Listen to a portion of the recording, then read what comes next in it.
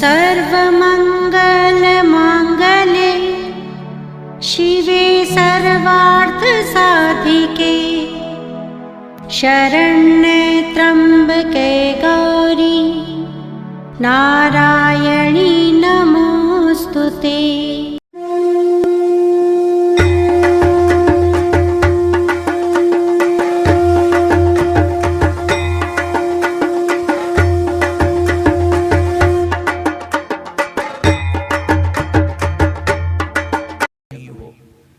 अब उसने देखा दूसरी ओर तो चिक्षुर खड़ा था और अशिलोमा खड़ा था। अशिलोमा का रोआ जो था वो अपने आप में हथियार था महाराज। उसका नाम ही था अशिलोमा, यानी उसके रोए तलवार जैसे थे। उसको किसी अस्त्र शस्त्र की जरूरत नहीं पड़ती थी। बड़ा बहादुर, बड़ा प्रचंड, उससे अच्छे अच्छे घबराते थे महाराज। कहा अब तुम जाओ।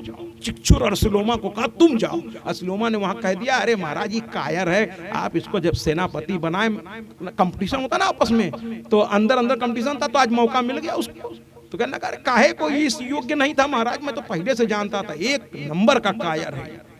अब की लौट के आते हैं महाराज तो सेनापति हमें बना दीजिएगा। उन्होंने कहा ठीक है बना देंगे, पहले जीत के आओ। और इधर ताम्र कह रहा अभी जाओ, पता चलेगा जो तुम सोच के जा रहे हो कि एक महिला के पास जा रहे हैं, जाओ, उस साक्षात मौत नजर आ रही है, जाओ। तो कुल मिलाकर के ये गया। आज थोड़ा युद्ध वर्णन है भैया, थोड़ा नीरस लगेगा कहीं कहीं पर आपको, मैं कोशिश करूंगा उसमें रस लाने की, लेकिन आज इस कथा को पूरा करना ही पड़ेगा, तभी आगे की कथा में और फिर वो और रसमयी, फिर भक्तों की कथा आएगी माँ की। अब कल का दिन और अच्छा होगा, कल से नई नई माँ का प्राकट्य होगा। माँ तुलसी की कथा आएगी, माँ गंगा की कथा आएगी, और भी नाना प्रकार की माताओं की कथा कल से शुरू और अच्छे तरीके से आना। लेकिन पहले इन राक्षसों को मरने दीजिए एक एक करके। ये दोनों चल पड़े, तो जब बाहर निकलने लगे तो 60,000 सेना अशिलोमा ने भी ले लिया, पहली बार लिया। कहा यार ले चलो, पता नहीं कौन है, ताम्र भाग के आया। बंदर अंदर सोच रहा है ताम्र भाग के चला आया। हमने महाराज जी के सामने बड़ी बड़ी बात तो कर दी, लेकिन ताम्र भाग के चला आया। तो कहे 60,000 सेना तुम भी ले लो।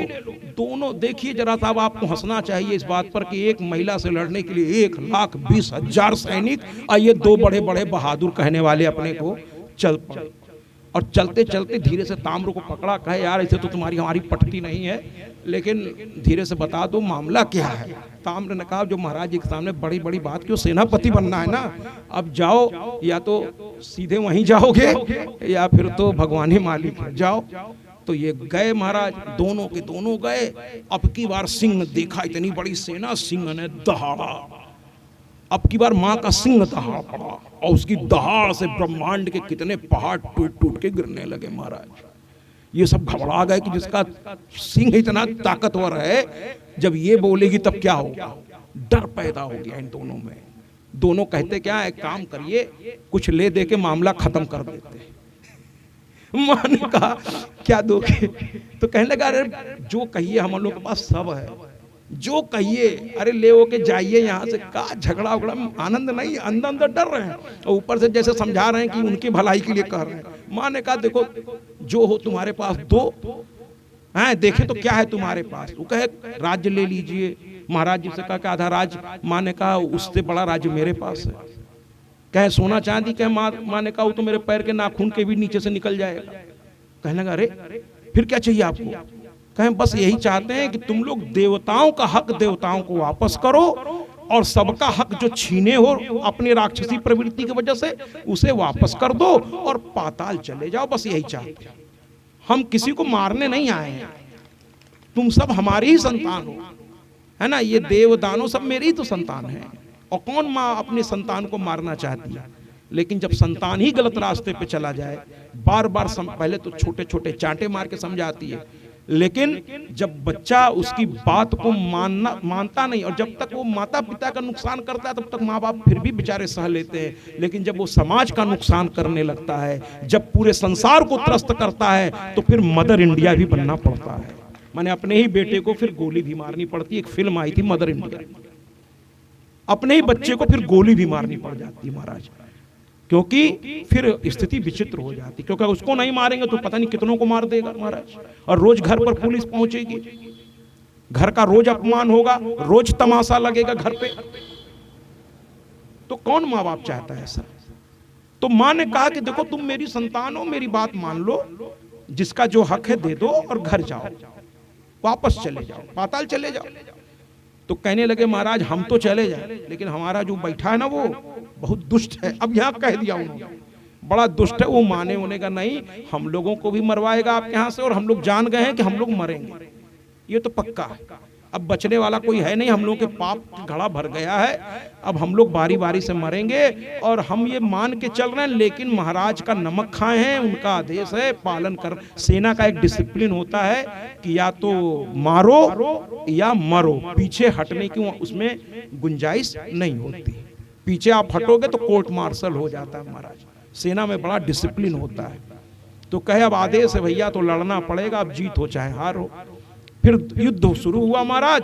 माँ थोड़ी देर तक उनको खिलाती रही, अंत में दोनों का माँ ने वध कर दिया। तालियों से स्वागत कीजिए। मैं थोड़ा आप कथा को तेज लेके चलूंगा। दोनों का वध कर दिया। इसके बाद जो है ये लौट करके वापस गए महाराज, और कुछ सेना जो बची हुई थी वो वापस गई।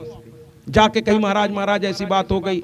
अब महिषासुर को बड़ा क्रोध आया, कहा दोनों मारे गए, एक औरत ने दोनों को मार दिया। अरे तुम मूर्खों आज कर क्या रहे हो? अरे मेरा तुम लोग नाम खराब कर रहे हो। इसके पहले कि दुनिया हमारा मजाक उड़ाने लगे, और उसने जो है उदर्क और विप्रलाख्य और वास्कल को एक साथ 3-3, और उसका मन उतने से भी नहीं भरा तो ताम्र से कहा तुम भी जाओ।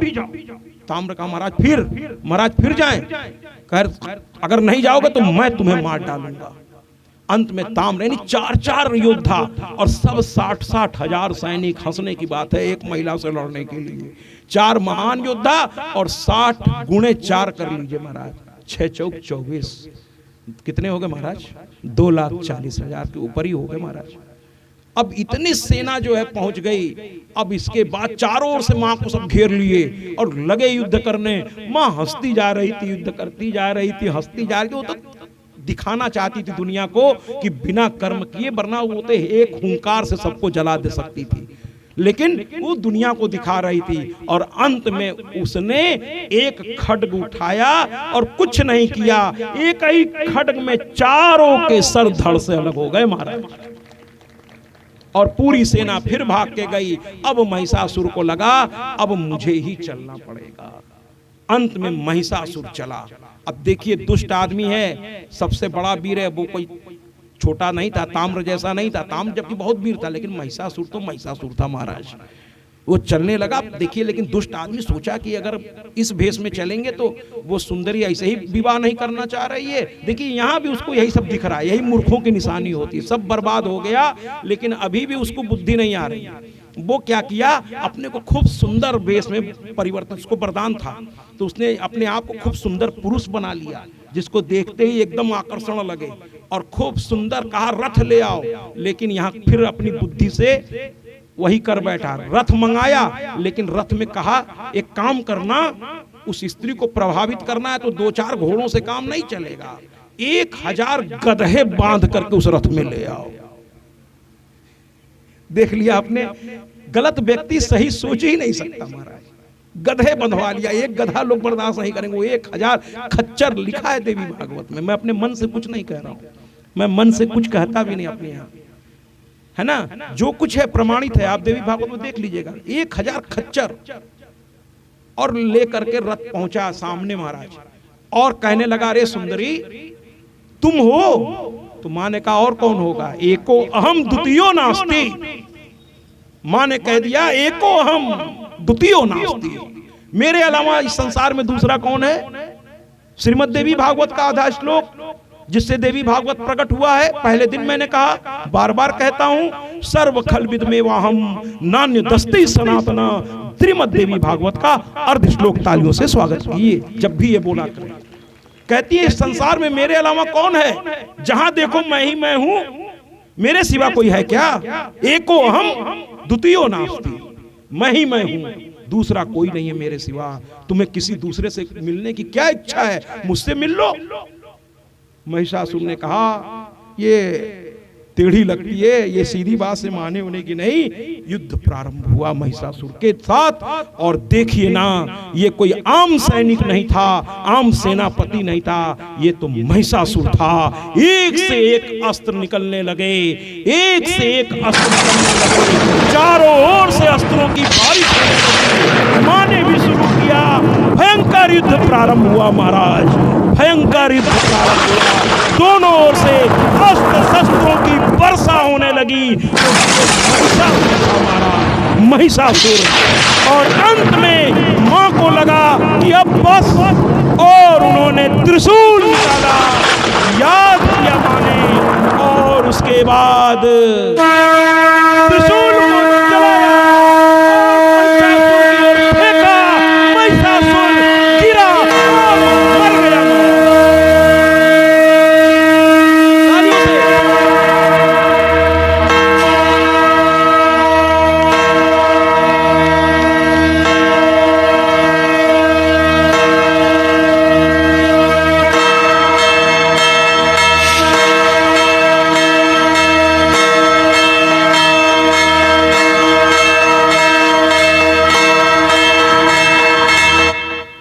जयकारा शेरावाली दा, बोल साचे दरबार की। इस तरीके से महिषासुर मारा गया महाराज। देवता प्रसन्न हो गए, पुष्पों की वर्षा करने लगे महाराज, पुष्पों की वर्षा करने लगे, सब प्रकट हो गए। मां उस स्थान को छोड़कर एक अन्य स्थान पर खड़ी हो गई, क्योंकि वहां तो रक्त की नदियां बह गई थी, इसलिए मां वहां से हट गई और किसी शुभ स्थान पर जाकर खड़ी हो गई। और देवताओं ने जो है मां को प्रणाम करना शुरू किया, अम्बे भवानी नमो नमः, और देवताओं ने मां की स्तुति की महाराज। आइए इस स्तुति में हम सब शामिल होंगे। मां अब मुस्कुरा रही है, युद्ध समाप्त हो गया है महिषासुर के साथ। देवता ब्रह्मा विष्णु महेश इंद्र शचि सब लोग खड़े हैं महाराज, और सब ने शुरू किया, क्या कहा, अम्बे भवानी नमो नमः। अम्बे भवानी नमो। अब महिषासुर का वध हो गया महाराज। महिषासुर के वध के बाद सब कुछ शांत हो गया, और मां अपने धाम चली गई, देवता भी अपने अपने काम में लग गए। भाई राक्षस का विनाश हो गया, सब तरफ शांति हो गई। शत्रुघ्न को वहां का राजा बना दिया गया, शत्रुघ्न भूमंडल पे राज्य करने लगे, और सब कुछ बढ़िया अच्छा सा हो गया। लेकिन जब सब कुछ अच्छा चल रहा होता है तो फिर असुर कहीं ना कहीं से आते हैं महाराज। अब की बार दो और असुर अचानक पाताल से ऊपर चले आए महाराज। और एक चीज मैं आपको जरा बता दूं, ध्यान से सुनिएगा। जो लोग समझते हैं कि राक्षस असुर दानव ये सब एक ही जाति है, ना ना भैया, ये सब अलग अलग है। दानव अलग होते हैं, असुर अलग होते हैं, राक्षस अलग होते हैं। जो दानव होते हैं महाराज, वो देखने में बड़े सुंदर होते हैं, वो इतने खूबसूरत होते हैं कि आप वो जो पिक्चरों में आप देखते हैं ना, ये जो फोटो में राक्षस माने दांत निकला हुआ, खून चूता हुआ। हमें बताइए किसी ऐसे आदमी को आपने कहीं देखा जिसके दांत ऐसे निकले हों? नहीं ना। तो कुल मिलाकर राक्षस जो होता है ना, वो हमारे आपके अंदर ही होता है ना। हम ही देव रूप में आ सकते हैं, हम ही राक्षस रूप में आ सकते हैं, ये समझ लीजिए आप, है ना। राक्षस ऐसा नहीं कि दांत निकला होगा आप पहचान नहीं, देखो राक्षस आ रहा है। वो पिक्चरों में पता नहीं कैसे क्या करते हैं, वो तो वही जाने, पैसा कमाने के लिए। लेकिन राक्षस हमारे अंदर ही, देव भी है राक्षस भी है। अब आपके ऊपर है आप किसको भोजन देते हैं। देव को भोजन दे देंगे तो देव आपके ऊपर हावी होता चला जाएगा, वो बढ़ता जाएगा और आपके अंदर देवत्व आ जाएगा। और राक्षस को भोजन देंगे महाराज तो राक्षसत्व आ जाएगा आप में। जिसको पोषण करेंगे वही तो ताकतवर होके चढ़ेगा आप पर। अब राक्षस का भोजन क्या है महाराज? मांस, मदिरा, है ना, जितने गलत चीजें वो उसका भोजन है। खूब प्रेम से लीजिए, राक्षस आपके ऊपर चढ़ता चला जाएगा, आप में राक्षसी वृत्ति आ जाएगी महाराज। मैं तो इस मंच से कभी नहीं कहूंगा कि आप छोड़िए, आपकी इच्छा लीजिए, लेकिन फिर आप राक्षस कहलाना पसंद करते हो तो लीजिए। और राक्षस कहलाना अच्छा नहीं लगता तो फिर देव बनिए ना, किसने मना किया है? आप पूज्यनीय बन जाइए महाराज, है ना। देखिए मैं बच्चों से कहता हूं कि माँ बाप की डांट को ना आशीर्वाद समझिए, गुरुओं की डांट को वो हथौड़ी समझिए। जैसे एक पत्थर होता है महाराज, बिल्कुल तालियों से स्वागत कीजिए। जैसे एक पत्थर को अगर हथौड़ी से मारा जाए तो धीरे धीरे एक आकृति बनती जाती है, और जो लाखों नहीं करोड़ों हथौड़ियों की मार सहता है जो पत्थर, वो मंदिरों में स्थापित हो जाता है और लोग उसकी पूजा करते हैं महाराज, लोग उसकी पूजा करते हैं। और जो पत्थर हथौड़ी से बचते रहते हैं, लोग उनको नाली पर बिछाकर उस पे से आते जाते हैं महाराज। तो अब आप सोच लीजिए, अगर आपको आदरणीय बनना है, पूज्यनीय बनना है, तो अपने बड़ों की बात मानना सीखिए, अपने माता पिता का आदर करना सीखिए, अपने गुरुओं का आदर करना सीखिए महाराज। शास्त्रों की बात मानिए, विद्वानों की बात मानिए, है ना। तो आप स्वयं आदर, आप किसी का आदर करके उसका आदर नहीं बढ़ाते महाराज। सुन लीजिए, हम एक बार बैठे थे, स्वामी स्वरूपानंद जी शंकराचार्य हैं, उनके एक बहुत बड़े शिष्य और वहाँ के सबसे बड़े प्रबंधक ददुआ जी महाराज मुझे बहुत स्नेह करते हैं, माँ की बड़ी कृपा है। संतों के बीच रहना मुझे अच्छा लगता है। प्रयागराज में मैं चुकी हूँ तो वहाँ महाकुंभ अर्धकुंभ लगता है और वहाँ संतों के आश्रम भी हैं, सच्चा बाबा आश्रम भी है। मैं संतों से मिलता रहता हूँ, जब भी कथा में नहीं रहता तो मैं घर पे नहीं रहना पसंद करता, तो मैं संतों के बीच जाता रहता हूँ। तो बहुत प्यार करते हैं, वो कहते हैं प्रिंसिपल साहब, वो प्रिंसिपल साहब हमको कहते प्रिंसिपल साहब आप जैसे विद्वानों की बड़ी जरूरत थी इस क्षेत्र में, आप आ गए, संसार छोड़ दिया, ये मैया की कृपा से ही संभव हुआ। कि आप कैसे संसार छोड़ दिए, वरना ये संसार लोगों को छोड़ता नहीं महाराज। कैसे आपने त्याग पत्र दिया और कैसे इस दुनिया में आप चले आए। तो हमने कहा, हमारी पत्नी के देहांत के बाद जब मैंने उसको मुखाग्नि दी तो मैंने कह दिया तुम्हारे साथ ही संसार शुरू किए थे, तुम्हारे साथ ही संसार का त्याग करता हूं।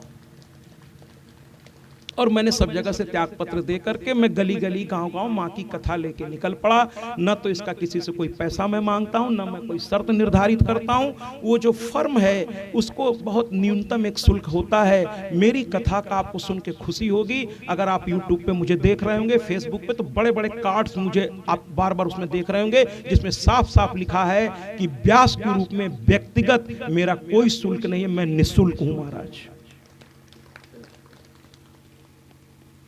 मैं किसी से कुछ नहीं लेना चाहता, और जो कुछ मुझे अगर प्राप्त भी होता है ये दान के रूप में, इसको भी इन आश्रमों में या किसी अनाथ आश्रम में मैं कोशिश करता हूं कि अधिकतम हिस्सा इस कथा को आगे बढ़ाने में और बची राशि इन आश्रमों में मैं पहुंचाने का प्रयास करता हूं। जो स्वेच्छा से लोग मुझे प्रदान करते हैं उसमें भी कुछ हिस्सा मैं कोशिश करता हूं। मैं आप सबसे भी कहता हूं कि अपने, आप लोग तो गृहस्थ हैं, मैं तो अब संत भाव हूं, मेरा सब कुछ अर्पण है सबके लिए, लेकिन आप अगर सब कुछ दान दे देंगे तो आपका घर नहीं चलेगा महाराज।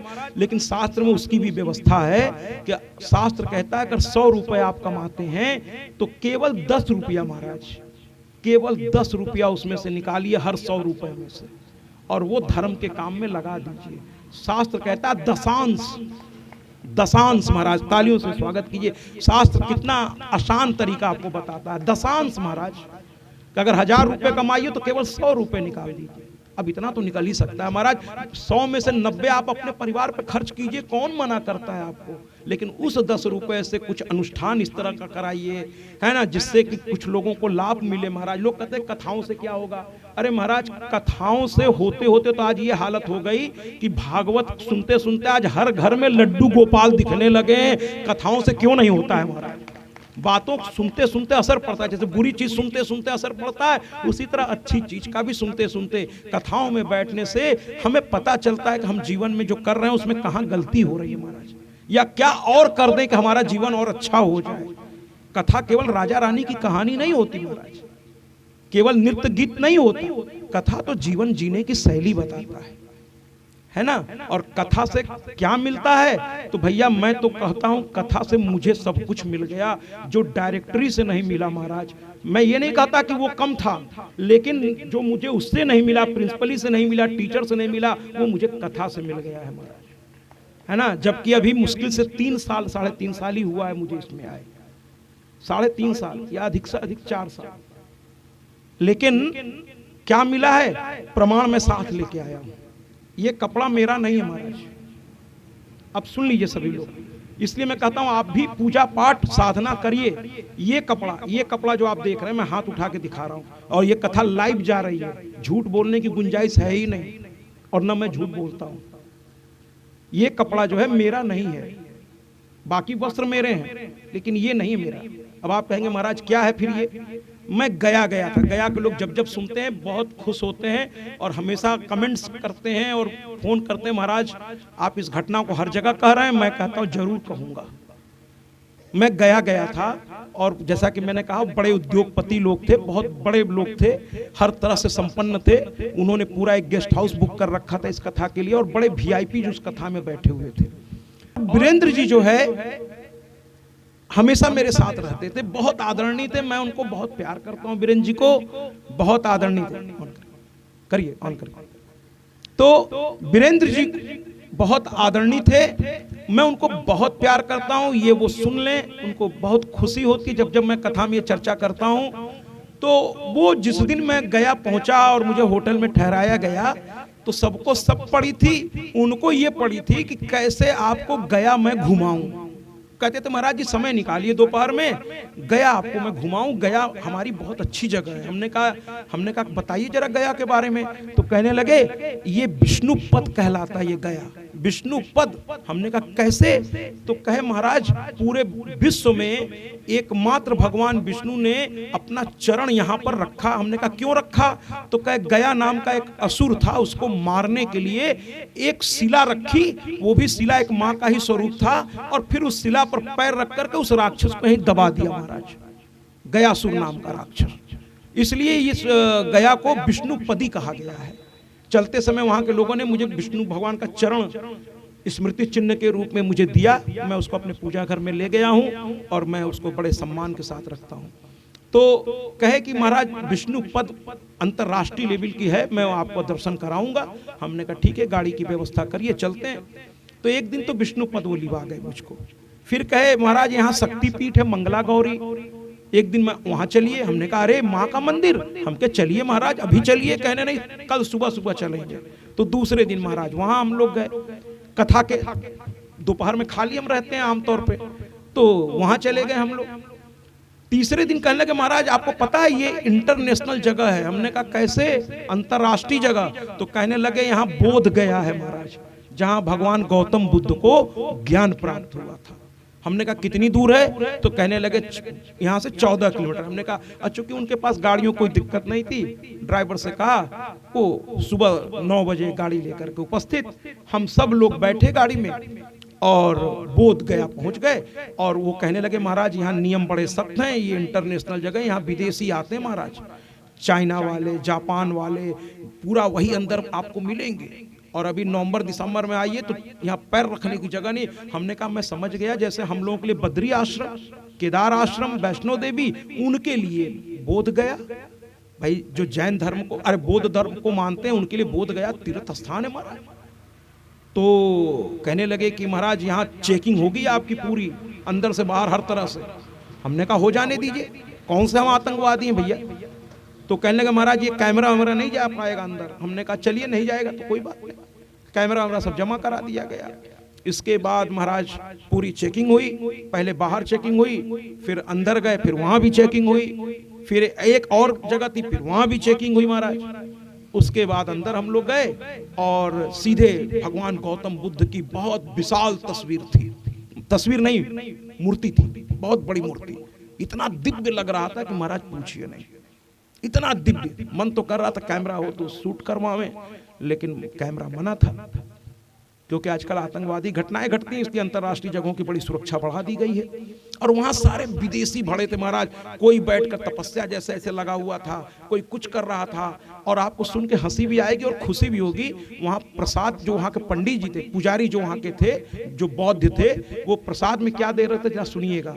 कोई अगर मांगता था, लेकिन एक चीज और थी महाराज, केवल विदेशियों को वहां प्रसाद दे रहे थे। तो हमको वीरेंद्र जी ने धीरे से पहले ही समझाना शुरू कर दिया। वो मेरे नेचर से वाकिफ हो गए थे कि ये संत हैं और ये तो कहते मेरा मान किया, मेरा अपमान किया। तो हमको समझाने शुरू किया महाराज आप किसी भी मंदिर में जाते हैं तो पुजारी से कहते हैं चरणामृत दो, और कुछ दो चाहे मत दो, चरणामृत मंदिर का सबसे मुख्य चीज होता है। उसको जल मत समझिए, उसका एक बूंद अंदर चला जाए तो तन मन सब पवित्र हो जाता है महाराज। तो कहे महाराज यहाँ भी चरणामृत मत मांग बैठिएगा। हम के क्यों क्यों कहे वो चरणामृत की जगह आपको थम्स अप पेप्सी देगा। तो हम सोचे मजाक कर रहे हैं बीरेंद्र जी। हमने कहा बीरेंद्र जी ये क्या है, ये तो अमर्यादित तरीका है आपका। कहे महाराज पैर पकड़ता हूँ आपका, चलिए खुदे देख लीजिए आप। और जैसे हम पहुंचे तो हमने कहा कि हम प्रसाद मांग, हम तो चरणामृत मांगेंगे, हिंदुओं को ये सब कुछ नहीं देते हैं। हमने कहा ऐसा कैसे? कह रहे महाराज चुपचाप दर्शन करना है और धीरे से निकल जाना है यहाँ से, खाली विदेशियों को देते हैं ये सब, किसी को कुछ नहीं देते हैं। हमने कहा ऐसा क्यों? तो धीरे से, अब उन्होंने क्या शब्द कहा मैं वो नहीं बोल पाऊंगा, कहीं ये चाइना और जापानीज होते ही इस तरह के हैं महाराज, ये अपने सिवा किसी को नहीं सुनते हैं। तो हमने कहा यार ये तो बड़ा गड़बड़ है, और बिना प्रसाद लिए मैं तो यहाँ से हटने वाला नहीं। कहे महाराज जी पिटवाएंगे आप हम लोगों को। कुल मिला करके भैया हम लोग आगे बढ़े। अभी बीरेंद्र जी मेरा हाथ पकड़ के खींचे जा रहे हैं और ये लाइव जा रहा है। बीरेंद्र जी सुन के हंस रहे होंगे, जब भी सुनते हंसने लगते, मेरा हाथ खींच रहे, महाराज जी दर्शन हो गया ना, चलिए महाराज जी चलिए। हमने कहा रुकिए, हाथ छोड़िए, महाराज जी पिटवाएंगे क्या? हमने कहा हाथ तो छोड़िए प्रभु। हम कहे हाथ छोड़िए। और उसके बाद ये कपड़ा कहाँ से मिला मैं बताने जा रहा हूँ अब आपको कि ये वस्त्र कहाँ से मुझे मिला। मैंने हाथ ऐसे ऊपर किया और वहां कोई हिंदू इस तरह से हाथ ऊपर नहीं करता। तो वो जो पुजारी था, बौद्ध था, वो हिंदी उसको आती नहीं थी।